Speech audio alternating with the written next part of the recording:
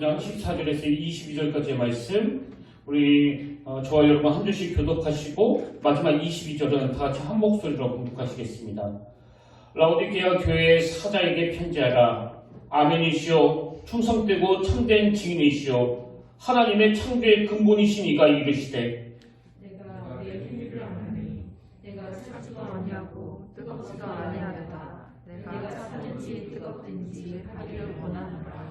내가 이같이 미지근하여 뜨겁지도 아니하고 차지도 아니하니 내 입에서 너를 토하여 버리리라. 내가 말하기를 나는 부자라. 부유하여 부족한 것이 없다 하나 내 공부한 것과 가련한 것과 가난한 것과 무거운 것과 벌거벗은 것을 알지 못하는도다. 내가 너를 권하노니 내게서 불로 연단한 금을 사서 부유하게 하고 흰옷을 사서 입어 벌거벗은 수치를 보이지 않게 하고 안약을 사서 눈에 발라 보게 하라. 물은 내가 사랑하는 자를 책망하여 징계하노니 그러므로 내가 열심히 내려면 회개하라. 볼지어다 내가 문 밖에 서서 두드리노니 누구든지 내 음성을 듣고 문을 열면 내가 그에게로 들어가 그와 더불어 먹고 그는 나와 더불어 먹으리라. 이기는 그에게는 내가 내 보좌에 함께하여 주기를 내가 이기고 아버지 보좌에 함께하는 것과 우리 다같이 공독하겠습니다. 귀 있는 자는 성령이 교회들에게 하시는 말씀을 들을지어다. 아멘. 할렐루야. 반갑습니다. 오늘 함께 인사 나누길 원했습니다. 참 잘 오셨습니다. 오늘도 주님의 풍성한 은혜를 누리시는 복된 주일 예배가 되시기를 진심으로 축복합니다. 우리는 지난주에 이어서 이번 주에도 이 라오디게아 교회에 대해서 살펴보고 있는데요. 지난주에 살펴본 것처럼 이 라오디게아 교회는 주님으로부터 칭찬은 듣지 못하고 책망만 들었던 교회였다. 그리고 그 책망도 얼마나 끔찍한 책망인지 16절에 보니까 내가 이같이 미지근하여 뜨겁지도 아니하고 차지도 아니하니 내 입에서 너를 토하여 버리리라.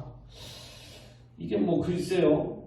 그 교회나 성도들 입장에서 이것 이상의 무섭고 끔찍한 책망이 있겠습니까? 내가 너희들 하는 것을 보니까 너무 역겨워가지고 그냥 막 토해버리고 싶다. 이런 무서운 질책을 받았던 사람들이 이 라오디게아 교회의 성도들이었는데요. 근데 저는 오늘 본문의 구조를 보면서 굉장히 중요한 포인트 하나를 발견하는데 그게 뭐냐 하니까 여러분 이 라오디게아 교회를 향해 꽂으시는 그 주님의 말씀이 그 계시록 3장 14절부터 22절까지 아닙니까? 근데 오늘 본문의 내용이 전반부와 후반부로 딱 나눠지더라는 거예요.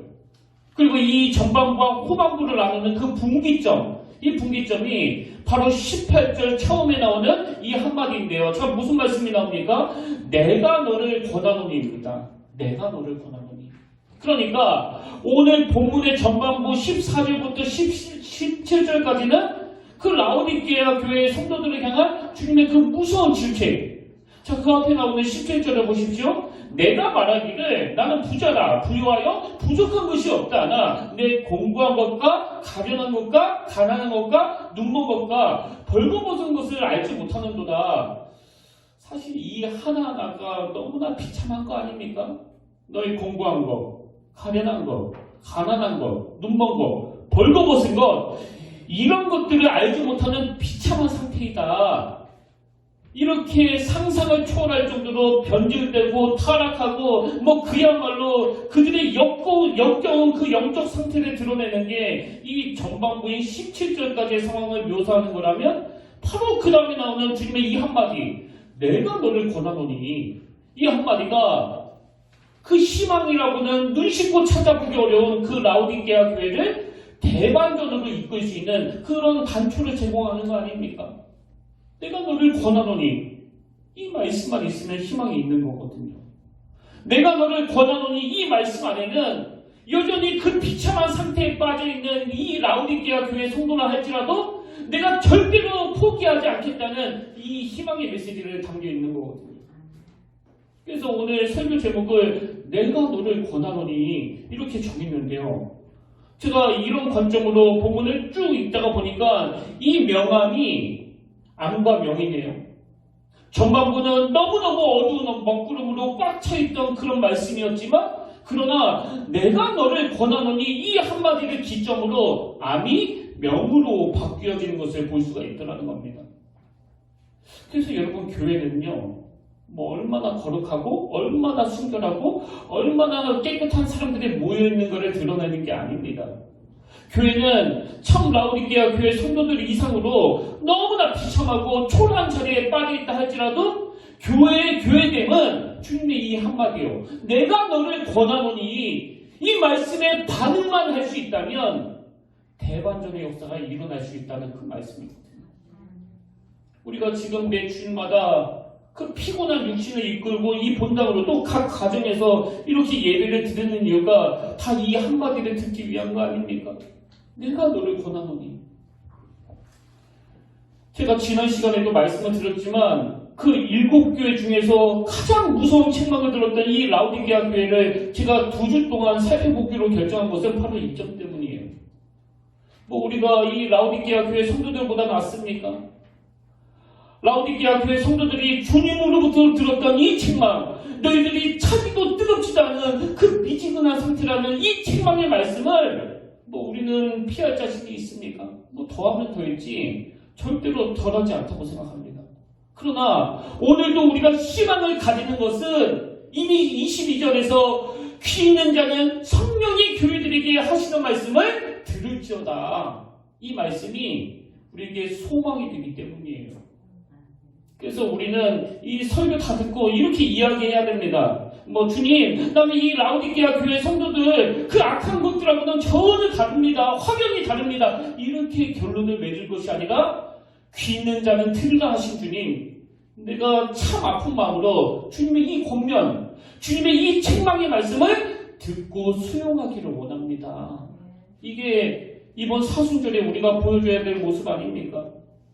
이런 맥락에서 오늘 저는 이 라오디게아 교회 성도들을 향하신 주님의 3가지 권면을 정말 우리 마음에 새기기를 원하는데요.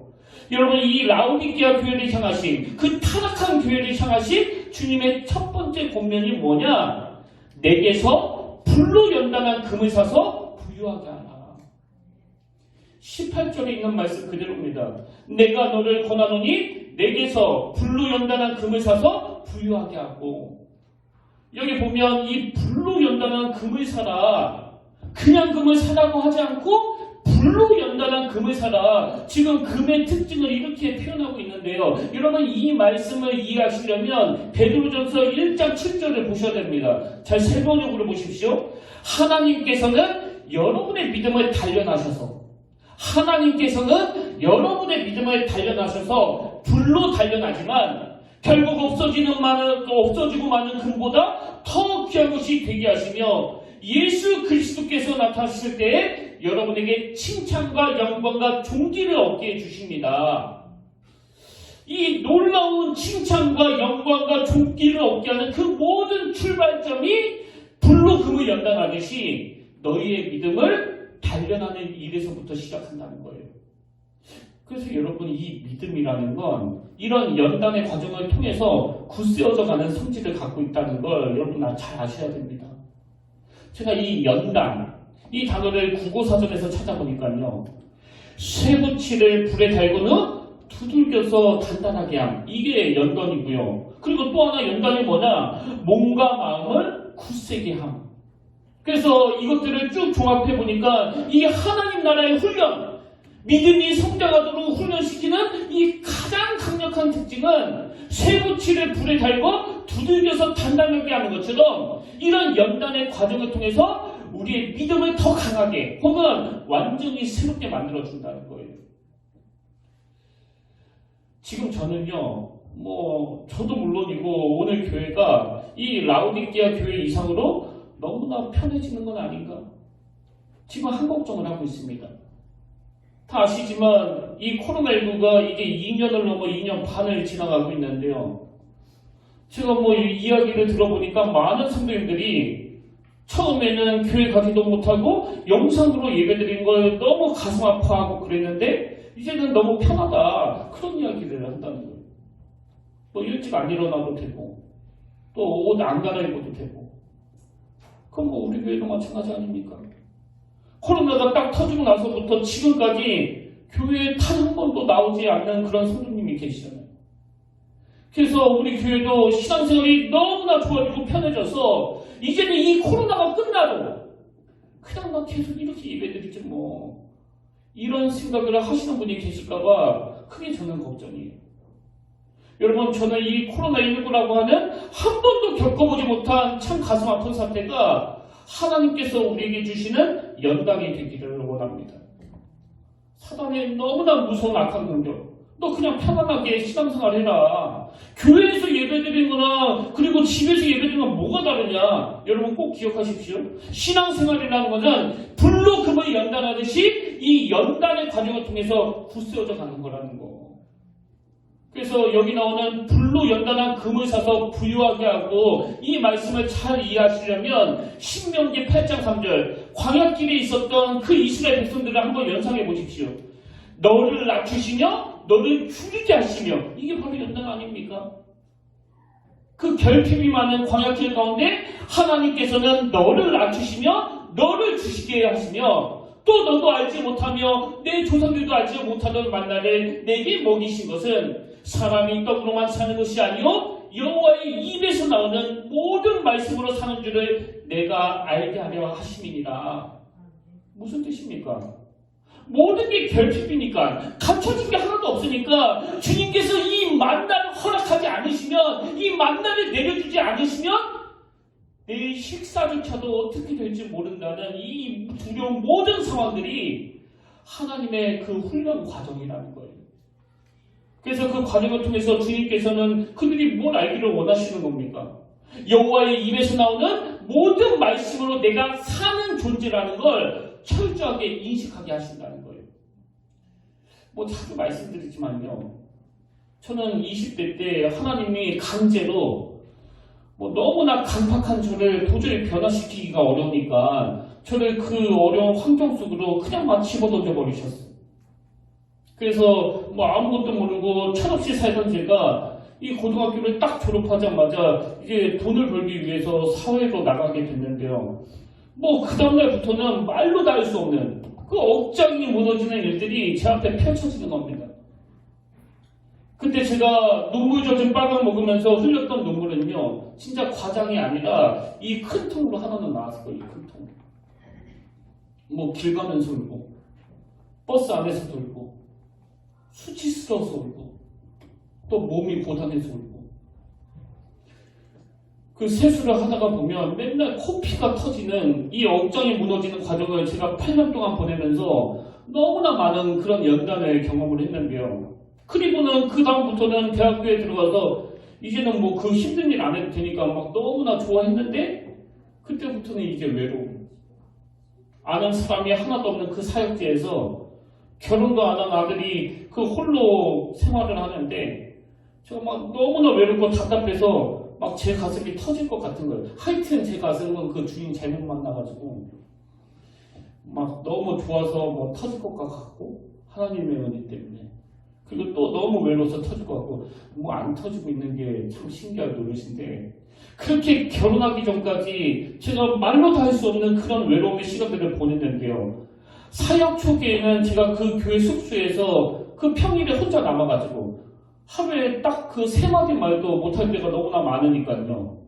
오죽 답답했으면 사람들이 잘 돌아다니지 않는 그 새벽 시간에 그 공원에 가가지고 막 큰 소리로 찬양을 부르고 또 설교도 막 너무너무 하고 싶어가지고 사랑하는 돌들 여러분, 사랑하는 나무 여러분 막 그러면서 제가 막 설교도 했는데 그때 생각하면 뭐 너무나 초라했죠. 너무 말하고 싶은 거예요. 외로우니까. 근데 시간 지나고 보니까요.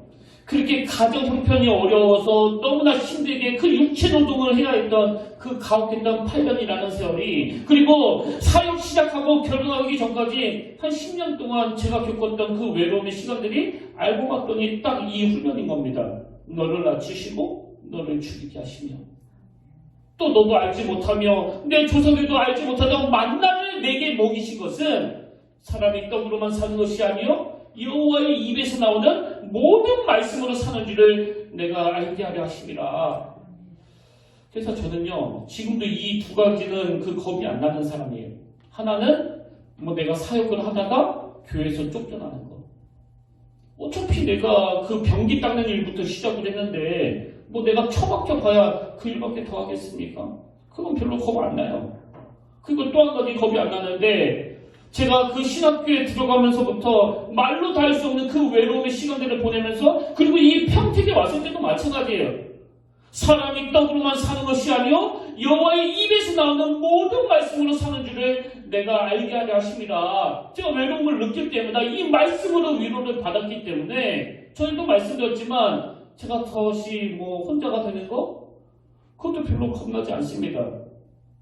그렇게 제가 18년 동안 외로울 때마다 말씀으로 위로해 주시고 저의 필요를 따라 만나를 공급해 주시는 그 주님의 일하심을 경험하다 보니까 뭐 우리 교회가 재정적으로 그렇게 어려웠어도 그 미자립 교회 선교비를 지원하는 일에 단 한순간도 주저함이 없었거든요. 그래서 제 인생에 너무나 고생스러웠던 그 18년의 세월은요, 저에게 가장 큰 축복이에요. 여러분, 하나님이 우리에게 주시는 가장 축복의 선물은요, 변장하고 찾아오는 축복이에요. 변장하고 찾아오는 축복이 뭔지 다 아시잖아요. 그게 고난입니다. 그런 면에서 이 불쌍한 라오디게아 교회 성도들은 이 축복을 모르기 때문에 그 얕은 것만 구하는 참 초라한 인생으로 전락된 거 아닙니까? 그래서 저는 베드로전서 1장 6절 그러므로 너희가 이제 여러 가지 시험으로 말미암아 잠깐 근심하게 되지 않을 수 없으나 그 다음 보세요. 대반전입니다. 오히려 크게 기뻐하는도다. 여러분 정말 이 말씀이 이해가 되세요? 아니 지금 여러 가지 시험으로 말미암아 근심할 수밖에 없는 그런 상황인데 오히려 크게 기뻐하는도다. 여러분 제가 보냈던 억장이 무너지던 그 18년 그 비참했던 시간들을 제가 틈만 나면 여러분한테 자랑하는 게 이해가 되세요? 내 생애의 그 고난과 그 연단의 시간이 저에게 얼마나 복된 시간이었는지 모른다고. 그래서 고난은 변장하고 찾아오는 이 축복이라는 이야기를 제가 여러분 앞에 서슴없이 고백할 수 있는 이 저의 심정을 여러분은 이해할 수 있습니까? 저는 18년이라는 그 고난, 그 연단의 시간이 있었기 때문에 여전히 제 앞에는 크고 작은 일들이 산적히 쌓여있지만 저는 그것 때문에 뭐 흔들리지 않습니다. 그건 제가 뭐 원래부터 뭐 강심장이라서가 아니고요. 그런 연단의 과정을 통해서 제가 많이 성숙해졌기 때문이에요. 저는 원래 새가슴이에요. 새가슴. 그러므로 너희가 이제 여러 가지 시험으로 말미암아 잠깐 근심하게 되지 않을 수 없으나 오히려 크게 기뻐하는도다. 이걸 구현해낸 인물이 바로 구약의 그 요셉 아닙니까? 여러분 시편 105편 17절에 나오는 이 요셉의 이야기를 한번 들어보세요. 그가 한 사람을 앞서 보내셨으며 요셉이 종으로 팔렸도다. 그의 발은 창고를 차고 그의 몸은 쇠사슬에 매었으니 곧 여호와의 말씀이 응할 때까지라 그의 말씀이 그를 단련하였도다. 여러분 지금 이 요셉의 스토리를 이렇게 세 구절로 딱 압축을 했는데요. 요셉이 겪었던 연단이 뭡니까? 18절에서 그의 발은 창고를 차고 그의 몸은 쇠사슬에 매었으니 이 한마디가 이 요셉의 연단을 압축한 내용이거든요. 여러분 이 배경 다 아시잖아요? 그 못된 배다른 형제들에 의해 가지고 인신매매당해 애굽에 팔려간 그것도 너무나 죽을 지경인데 거기서 또 만난다고 만나는 게 그 진짜 이상한 여자예요. 저는 항상 우리 남성보다 이 여성들이 훨씬 더 우수하다는 생각을 하거든요. 우선 재료가 좋잖아요. 우리 남성들은 그 흙으로 만들어져서 좀 부실한데 이 여성들은 이 심장을 보호해주는 가장 좋은 재료를 가지고 만들었기 때문에 뭐 이런 성적인 충동에 매이는 것들도 보면 대체로 남성보다 여성들이 훨씬 더 성숙한 모습을 보이는 거 아닙니까? 그런 거에 그냥 막 욕정에 그 화신이 되는 그런 여성들을 저는 별로 만나본 적이 없거든요. 뭐 사는 동네가 달라가지고 제가 못 만났을 수도 있겠는데 이 요셉은 만나도 꼭 이런 욕정의 중년 부인을 만난 거예요. 그런데 그 욕정의 부인이 그냥 그 어린이한테 말도 안 되는 성적인 욕을 하는데도 불구하고 요셉은 끝끝내 이겨내잖아요. 그리고 그냥 달려드는 그 여자를 입고 있던 옷감이 다 벗겨질 정도로 막 뿌리쳤던 이 거룩하고 깨끗한 요셉에게 아니 그 갖다 붙일 걸 갖다 붙여야지. 세상에 이런 순결한 요셉한테 그 성폭행 미수범이 뭡니까? 성폭행 미수범이. 그래서 18절의 상황이 전개되는 거 아닙니까? 그의 발은 착고를 차고 그의 몸은 쇠사슬에 매었으니. 저는 이 요셉이요 이렇게 뭐 손발이 묶인 게 그를 절망하게 만드는 게 아니라 성폭행 미수범이라는 그 딱지가 뭐 숨을 쉬기가 어려울 정도로 수치스러웠을 거라고 생각해요. 근데 이 18절 다음에 나오는 19절에서 요셉이 겪었던 일에 대해서 어떤 의미를 부여하느냐? 곧 여호와의 말씀이 응할 때까지라 그의 말씀이 그를 단련하였도다. 요셉 입장에서는 말로 다 할 수 없는 고통과 시련의 시간이었는데 알고 봤더니 그 끔찍한 시련의 시간이 큰 위기의 때에 온 나라와 민족을 구하는 일에 쓰임받는 어마어마한 쪽으로 자리매김하시기 위해서 하나님이 요셉을 단련하신 시간이었다는 거예요. 그래서 여러분 이 베드로전서 1장 6절 말씀은요 나중에 자기 민족을 구하고 그 어려운 주변 국가를 구했던 이 요셉이 썼다고 해도 과언이 아닐 거예요. 뭐 아니지만 한번 요셉이 썼다고 생각하고 다시 한번 들어보세요. 그러므로 너희가 이제 여러 가지 시험으로 말미암아 잠깐 근심하게 되지 않을 수 없으나 오히려 크게 기뻐하는도다. 이게 요셉 이야기에 해당이 됩니까? 안 됩니까? 그리고 지난 그 끔찍하고 비참하고 그 수치스러운 모든 세월들을 너무너무 기뻐하고 감사하는 이게 요셉하고 저하고 공통점 아닙니까? 그런 의미에서 오늘 저는 이 자리에 오신 여러분들을 진짜 주님의 이름으로 한 가지 축복하기를 원하는데요. 혹시 이 자리에 요셉처럼 예기치 않은 고난을 만나 지금 힘들어하고 있는 분이 계시다면 지금 여러분이 겪고 있는 그 일이 지금 여러분이 남몰래 흘리고 있는 그 눈물이 여러분 삶 가운데서 오히려 크게 기뻐하는 사건으로 바뀌게 되기를 주님 이름으로 축복합니다. 그래서 하나님이 요셉에게 주신 이 결론의 말씀 시편 105편 19절 곧 여호와의 말씀이 응할 때까지라 그의 말씀이 그를 단련하였도다. 너무너무 억울하고 막 분하고 말도 안 되는 일로 억장이 무너지는 그 절망적인 상황을 겪고 있는 그에게 하나님의 말씀이 그의 말씀이 그를 단련하였도다. 그런가 하면 또 한 가지요. 여기 불로 연단한 금을 사라 이 말씀을 보면서 제가 그 배우는 게 뭐냐? 여러분 보통 이 금의 순도를 나타나는 단위가 그 캐럿 아닙니까? 캐럿. 그래서 이제 완전 99.9% 순금을 말할 때는 24K. 또 불순물이 좀 섞인 거는 18K. 그보다 좀 더 섞인 거는 14K. 이게 금이라고 뭐 다 금이 아니에요. 똑같은. 그래서 여러분 이 순금을 나타내는 24K가 되기 위해서는요. 그 불순물을 제거하는 과정에서 14K가 겪었고 18K가 겪은 그 정도의 연단 가지고는 안 됩니다. 그렇기 때문에요. 예수 믿는 우리는 뭐 이 정도면 됐어. 이거 없습니다. 왜? 우리는 99.9% 온전한 예수 그리스도를 닮아가는 온전한 예수님의 성숙을 닮아가는 이 성화를 향해 나아가는 입장이기 때문에 사도 바울이 너무나 존경한 게 그거 아닙니까? 모든 사람들이 위대한 사도라고 막 인정하고 막 들뜨고 있는 그 상황 속에서도 사도 바울은 빌립보서 3장 12절 내가 이미 얻었다함도 아니요 온전히 이루었다함도 아니라 오직 내가 그리스도 예수께 잡힌바된 그것을 잡으려고 달려가노라. 나는 다 이룬 거 아니다. 나는 다 얻은 거 아니다. 나는 그리스도를 닮아가는 그날까지 계속 달려갈 것이다. 여러분도 잘 아시지만 사실 이 사도 바울에게 얼마나 많은 고난과 연단이 있었습니까? 근데 사도 바울은 그 감옥에서조차도 자기 내면을 부욕해 하시는 오히려 큰 기쁨을 주시는 그 주님을 경험했기 때문에 나는 표대를 향하여 끝까지 달려갈 수 있다는 거예요. 이런 의미에서 저는 여러분들이 정말 그 라오디게아 교회를 부러워하지 않기를 원합니다. 예수 믿는 우리가 추구해야 되는 건 뭐 부유한 거, 고난이 없는 거 이거를 추구하는 게 아니라 내게서 불로 연단한 금을 사서 부유하게 하라. 이 주님의 권면을 받아들이는 거예요. 그러면 두 번째로 라오디게아 교회를 향한 주님의 권면이 뭐냐? 흰옷을 사서 입어 벌거벗은 수치를 보이지 않게 하라. 이 본문입니다. 계시록 3장 18절에 있는 그 말씀 그대로예요.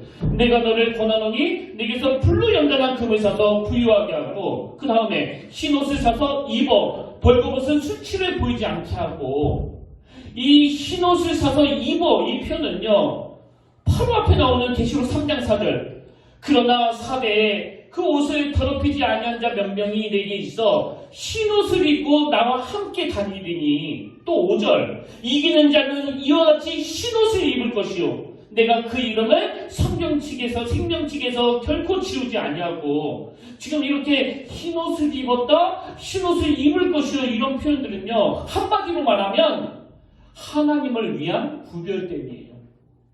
흰옷을 입는다 이건 하나님을 위한 구별됨 또 죄에서 정결하게 되는 것을 상징하는 것 또 도덕적으로나 영적으로 깨끗해진 이런 의미를 담고 있는 뜻이 흰옷을 입었다예요.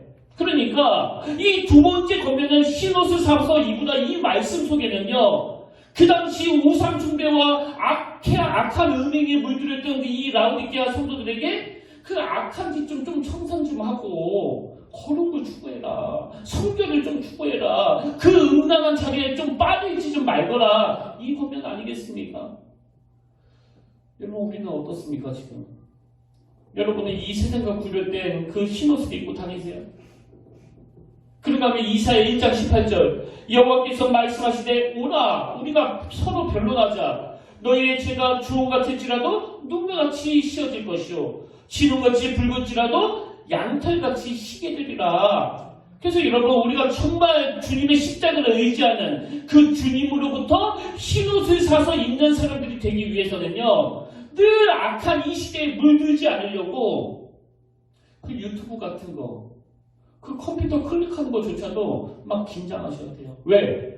언제 뭐가 튀어나올지 모르는 이런 음란한 시대를 살아가기 때문에. 그리고 우리가 비록 육신이 약해서 이런 음란하고 악한 세상에 잠깐 발을 담갔다 하더라도 심하다 때마다 베풀어 주시는 그 하나님의 은혜로 양털같이 눈과 같이 희게 될 것이라는 그 꿈을 꾸며 나가는 삶 이게 바로 라오디게아 교회 성도들을 향한 그 주님의 권면 아니겠습니까? 저는 우리 현실을 보면서 이 18절 말씀이 참 마음이 아픈 게 뭐냐면은 자 18절을 다시 한번 보십시오. 내가 너를 권하노니 내게서 불로 연단한 금을 사서 부유하게 하고 흰옷을 사서 입어. 그 다음 보세요. 벌거벗은 수치를 보이지 않게 하고. 저는 이 대목이 진짜 슬프게 다가오더라고요. 여러분도 아시지만 오늘 이 시대는 이 부끄러움을 잃어버린 시대 아닙니까? 그 TV에 무슨 못된 짓을 저질러가지고 막 나오는 사람들을 보면은 어떤 사람은 막 자기 얼굴을 감추려고 머리를 내리기도 하고 모자를 뒤집어 쓰기도 하고 막 엄청나게 애를 쓰는데 또 어떤 사람은 너무나 당당하게 그 고개를 뻣뻣이 들잖아요. 여러분 그 수치를 모르는 건 그건 짐승이에요. 짐승. 이 부끄러움을 모른다는 거 가장 비참한 상태입니다. 그런 의미에서 저는 그 윤동주 시인 참 대표적인 크리스천 아닙니까? 저는 그분의 서식을 너무너무 좋아하는데요. 그 첫 소절이 이렇게 시작하잖아요. 죽는 날까지 하늘을 우러러. 무슨 마음의 소원이 있습니까? 한 점 부끄러움이 없기를. 이런 마음을 가지고 살다 보니까 잎새 나는 바람에도 나는 괴로워했다. 영적으로 너무나 섬세한, 너무나 깨끗한 그 시인의 마음이 느껴지지 않습니까? 그래서 예전에 그 윤동주 시인을 소재로 한 영화가 나왔잖아요. 그때 뭐 그 흑백 필름을 가지고 만들어서 막 화제가 됐던 그 동주라는 그 영화에 나오는 한 대목의 대사가 이렇습니다. 부끄러움을 아는 것은 부끄러운 것이 아니네. 부끄러움을 모르는 것이 부끄러운 일이지. 여러분 이 한마디가 하나님의 메시지처럼 들려지지 않습니까? 지금은 고인이 된 그 소설가 박완선 씨가 그 초기 작품 중에 부끄러움을 가르칩니다. 이런 짧은 단편 소설이 있는데요. 그 소설에 보면 그 소설의 주인공이 잊고 지냈던 이 부끄러운 마음을 되찾는 순간이 나오는데 그 표현을 한번 들어보세요. 마치 내 내부에 불이 켜지듯이 온몸이 붉게 뜨겁게 달아올랐다. 지금 이 부끄러움을 회복하는 그 순간을 이렇게 표현을 했는데요. 저자인 박완수 씨가 부연하기를 이런 설명을 합니다. 부끄러움은 그 자체로 끝나지 않고 승화를 통해 환희로 이어진다. 뭘 의미합니까? 인간의 부끄러움 그 자체는 고통이에요. 막 얼굴을 가려야 될 만큼 그 수치스러운 상황은 고통이지만 여러분 이 부끄러움이라는 감정은 더 나은 존재로 가기 위한 그런 발판을 마련해주는 도구라는 거예요. 그래서 내가 한번 부끄러움을 느꼈으면 내가 다시는 이런 짓을 하지 않으려고 몸부림치는 발판이 바로 거기서 나온다는 겁니다. 여러분 오늘 이 시대가 부끄러움을 잃어버린 시대라면 우리는 도대체 뭘 부끄러워야 됩니까? 옷이 이렇게 낭낭하게 입은 거 그게 부끄러운 겁니까? 흰 옷이 더럽혀진 게 부끄럽지 않으세요? 영화를 한번 보세요. 드라마를 한번 보세요. 그 스토리 전개에 전혀 상관없이 어느 집 거실에 그 십자가가 걸려있는데 그 집 주인은 어김없이 그 위선제로 등장을 하잖아요. 그리고 예수 믿는 사람들의 이미지는 뭐 할렐루야 아멘 이런 대사를 하는 사람이 나오면 100% 그 사람은 위선제로 등장하는 거 아닙니까? 뭘 의미합니까? 왜 감독은 그 대사를 거기에다가 집어넣는 거예요? 그래야 인기가 있으니까. 그래야 공감이 되니까 사람들한테. 여러분 이게 부끄럽지 않으세요? 목사가 뭐가 부끄러운 겁니까? 목사가 무슨 사기꾼 비슷하게 그 하는 말에 책임도 안 지고 자기 이익에 따라 이렇게 말 바꾸고 저렇게 말 바꾸고 그냥 생각 없이 막 떠들어대는 이런 이미지가 되어버린 오늘 현실이 너무나 부끄러워 그 얼굴을 못 드는 그런 상황 아닙니까? 우리가 어떤 걸로 크리스찬의 정체성을 드러낼 수 있을까요? 그저 뭐 술 안 마시는 거, 뭐 담배 안 피우는 거, 뭐 그거라도 안 하니까 좀 다행이다 이렇게 위로를 받고 싶지만요. 우리 그리스도인의 정체성이 끼껏 뭐 술 안 마시는 거, 뭐 담배 안 피우는 겁니까? 오늘 많은 크리스찬들이 이런 부끄러움을 잃어버렸기 때문에 이 주님의 권면의 말씀이 저는 더 절실하게 느껴지는 겁니다. 흰 옷을 사서 입어 벌거벗은 수치를 보이지 않게 하고. 그럼 누가 흰 옷을 사서 입어야 되겠다는 그런 결단을 할 수 있을까요? 더럽혀진 내 꼴을 정확하게 인식하는 사람. 그리고 주님 앞에서 더럽혀진 내 꼴을 부끄러워하는 사람. 저는 이번 사순절이 저와 여러분의 부끄러움을 회복하는 시간이 되기를 바랍니다. 그래서 진짜 이 부끄러움이, 이 수치가 회복되어서 참으로 견딜 수 없어 주님 앞에 매달려 회개하는 그 회개의 자리로 나아가게 되기를 바랍니다. 그런가 하면 마지막으로 라오디게아 교회를 향한 주님의 세 번째 권면이 뭐냐? 안약을 사서 눈에 발라 보게 하라. 가장 심각한 권면이에요. 18절. 내가 너를 권하노니 네게서 불로 연단한 금을 사서 부유하게 하고 흰옷을 사서 입어 벌거벗은 수치를 보이지 않게 하고 그 다음에 안약을 사서 눈에 발라 보게 하라. 세 번역으로 보니까 내 눈이 밝아지려거든 안약을 사서 눈에 발라라. 여러분 이 말씀은요 바로 앞에 나오는 17절 내가 말하기를 나는 부자라 부유하여 부족한 것이 없다 하나 내 공부한 것과 가련한 것과 강한 것과 눈먼 것과 벌거벗은 것을 알지 못하는도다. 이렇게 영적 분별력을 잃어버려가지고 헷갈리고 있는 그 라오디게아 교회 성도들에게 주님이 주시는 아주 진지한 권면이에요. 그럼 왜 우리가 이런 권면을 두렵게 받아들여야 되느냐? 여러분 사무엘상에 나오는 그 엘리 제사장 다 아시죠? 엘리 제사장 사무엘상 3장 1절 2절 아이 사무엘이 엘리 앞에서 여호와를 섬길 때에는 이 악한 시대의 특징을 보세요. 여호와의 말씀이 희귀하여 이상이 흠이 보이지 않더라. 그러면서 2절에서 제사장 엘리의 상태를 어떻게 진단하느냐? 엘리의 눈이 점점 어두워가서 잘 보이지 못하는 그때, 엘리의 눈이 점점 어두워가서 잘 보지 못하는 그때, 지금 이 육신의 눈이 막 점점점 어두워가는 이 엘리를 묘사하면서 저는 지금 뭘 강조하고 싶은 거예요? 제사장이라고 하는 그 포지션과는 전혀 어울리지 않는 영적으로 무지하고 영적으로 어두워져 눈이 감긴 그 비참한 상태가 결국 그 집안을 완전히 몰락시킨다는 이 메시지를 주는 거 아닙니까? 그 자식들이 그냥 막 제멋대로 하나님을 조롱하고 성전을 그렇게 더럽혀도 그걸 제어할 수 있는 힘을 완전히 잃어버린 상태, 이게 눈이 어두워진 상태거든요. 여러분, 우리가 이 주님의 권면, 안약을 사서 눈에 발라보게 하라, 이 말씀을 왜 두려움으로 받아야 되냐면, 이거를 방치하면 우리도 엘리 제사장 가문처럼 몰락하게 되니까.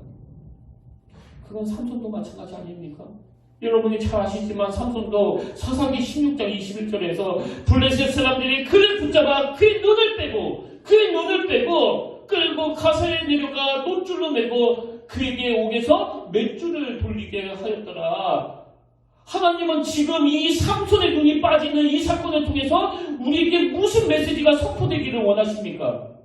너희들이 이 복음의 안약, 십자가의 보혈의 그 안약을 사서 눈에 발라 보게 하지 않는다면, 여러분, 아직 우리는 희망이 있잖아요. 그 삼손처럼, 그 엘리 제사장 가문처럼 아직은 몰락하지 않았잖아요. 비록 지금 눈이 어두워져도 아직은 그 비참한 결과가 도래하지 않았잖아요. 그래서 오늘 우리가 이 자리에 모인 거 아닙니까?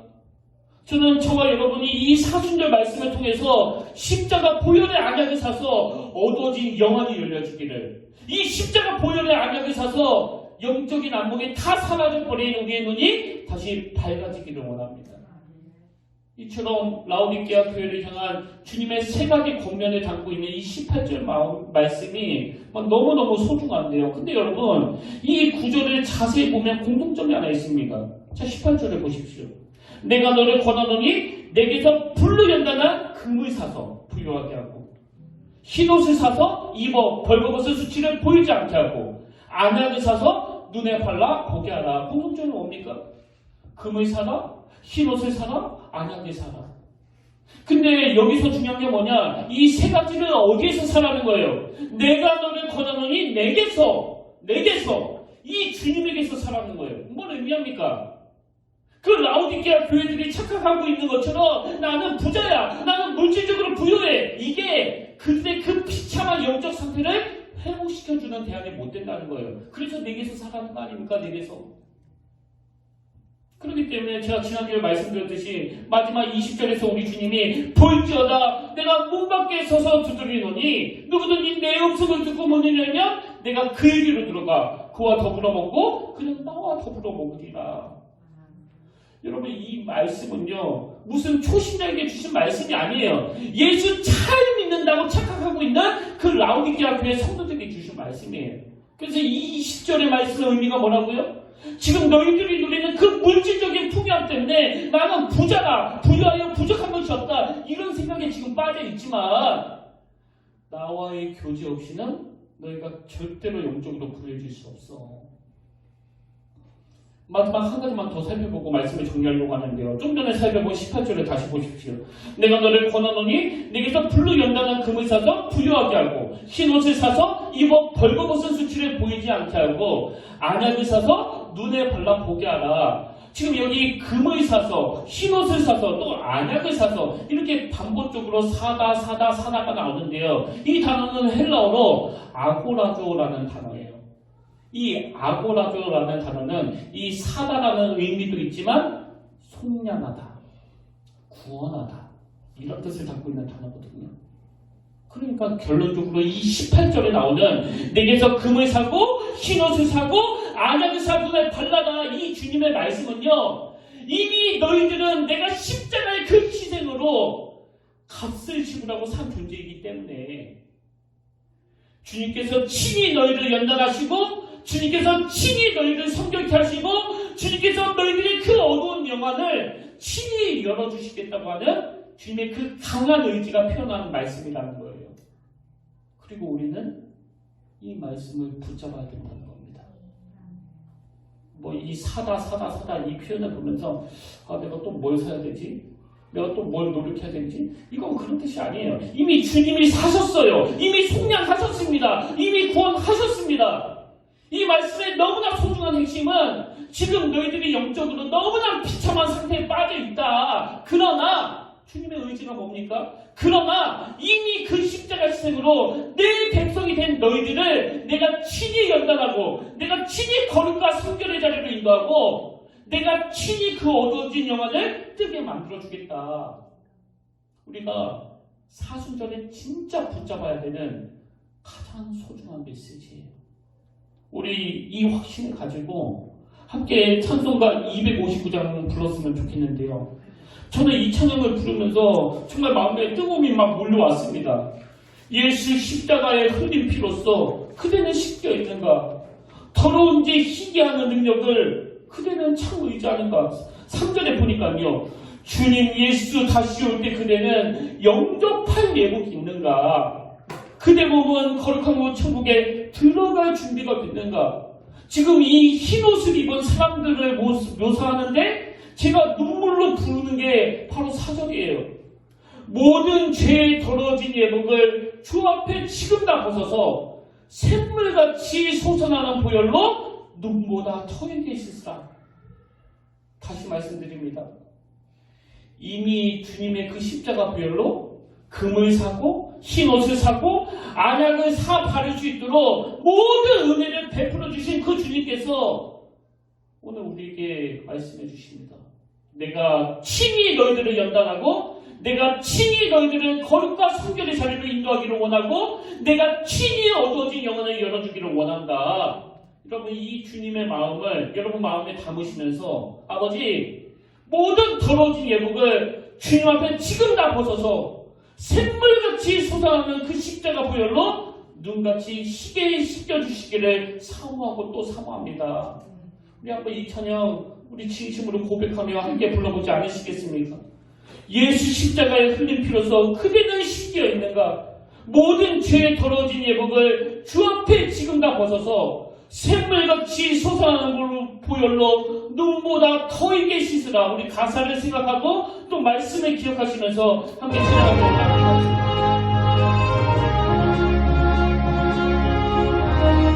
예수의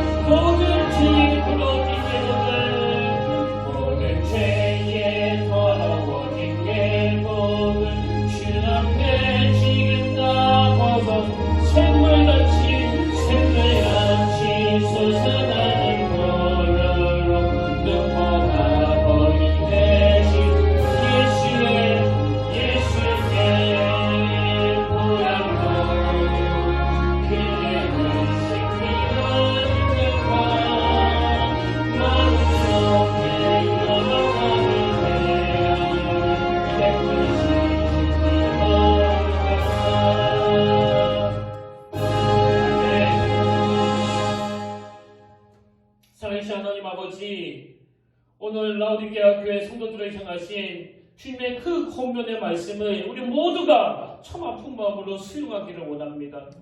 우리가 다시 여호와께 돌아가기 위해서 불로 금을 연단하듯이 지금 이 어렵고 힘든 현실을 변장하고 찾아오는 하나님의 축복으로 여기게 하시고, 이 고난이야말로 나를 성숙한 하나님의 자녀다운 삶을 만들기 위한 주님의 배려라는 걸 믿음으로 받게 하여 주시옵소서.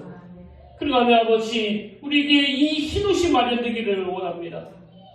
세상에서 이제는 그 영화에도 드라마에도 위선적이고 입만 살아있는 거 드러낼 때 항상 그 십자가를 들고 나오는 이 시대 현실을 목도하면서 오늘 목사가 목사답지 않은 것, 오늘 성도가 성도답지 않은 걸 참으로 부끄럽게 여기게 하시고, 내 부끄러움을 그 십자가의 보혈로 씻겨주시는 그 주님 앞에 차복하는 마음으로 회개하여 하감으로 인도하여 주시옵소서. 그래서 우리 모두가 다 샘물같이 솟아나는 그 보혈의 피로 눈보다 더 희게 되는 그런 은혜를 누리게 하여 주시옵소서. 그러나 아버지, 우리의 영혼을 회복시켜 주시기를 원합니다. 음란과 악행이 난무하는 이 시대에서 요셉처럼 영적 분별력을 가지고 그 악한 자리에 앉지 않게 하시고, 다윗처럼 오직 여호와의 말씀을 즐거워하여 그 말씀을 취하러 묵상하는 귀하고 복된 성도들이 다 되게 하여 주시옵소서. 이번 한 주간도 나를 위해 죽으시고 나를 위해 고난당하신 그 주님을 묵상하면서 사도 바울처럼 내 내면을 부욕케 하시는 그 하나님만 바라보기를 원합니다. 어떤 상황에서도 주님이 주신 이 기쁨을 그 사람에게 빼앗기지 않도록 붙들어 주시고, 나를 사랑하시되 끝까지 사랑하시는 그 주님을 경험하는 은혜의 고난주간이 되게 하여 주시옵소서. 그 은혜 자리로 인도하신 그 주님을 의지하며 이 모든 말씀 존귀하신 예수님의 이름으로 기도드립니다. 아멘. 이제 우리 다 자리에서 일어나셔서 파송 찬양으로 찬송가 620장입니다. 여기에 모인 우리 주의 은총 받은 자여라. 제가 아까 말씀드렸죠. 이미 주님이 사셨어요. 이미 성령하셨고 또 이미 구원하셨습니다. 이 은총을 입은 우리에게 오늘 주님께서 이렇게 말씀하십니다. 너의 믿음 더욱 굳세라. 내가 지켜주겠다. 우리 그 주님의 약속을 신뢰하면서 함께 이 찬양 불러보기 바랍니다.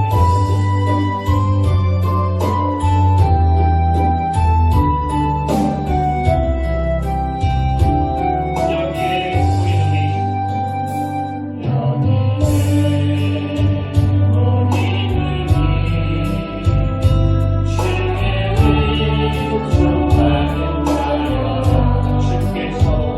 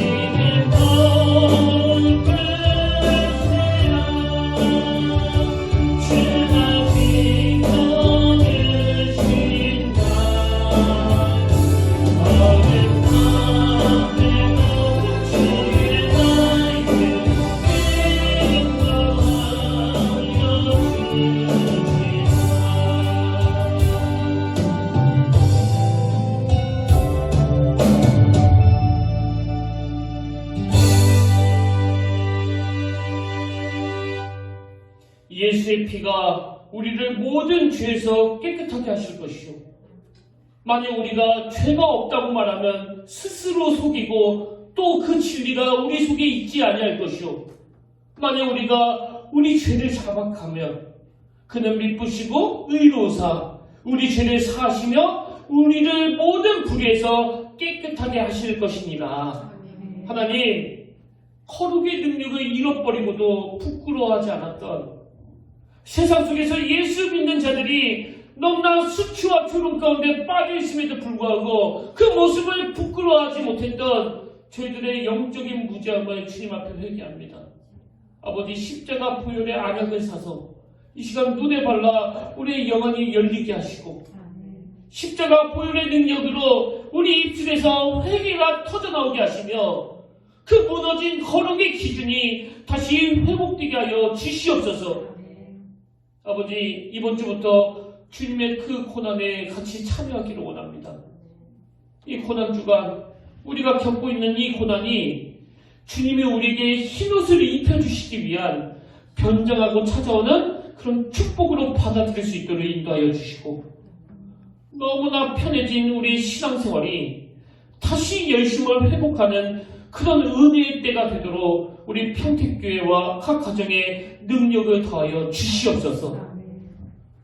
이제는 우리 주 예수 그리스도의 은혜와 하나님 아버지의 타함없는 사랑과 성령님의 감동, 감화, 위로교통 충만하심의 역사가 내 모습이 너무나 부끄러워 주님 앞에 탄식하며 고백하며 불쌍히 여겨달라고 기도하는 성도님들을 만나주시고 찾아주시며, 나를 대신해서 그 부끄러운 십자가의 자리로 가신 주님이 우리를 보듬어 안아주실 것을 믿으며 확신하며 그 주님 앞으로 나아가기로 다짐하며 예비하는 모든 주의 자녀들 머리 위에 지금부터 영원토록 함께 하시기를 간절히 축원하옵나이다. 아멘.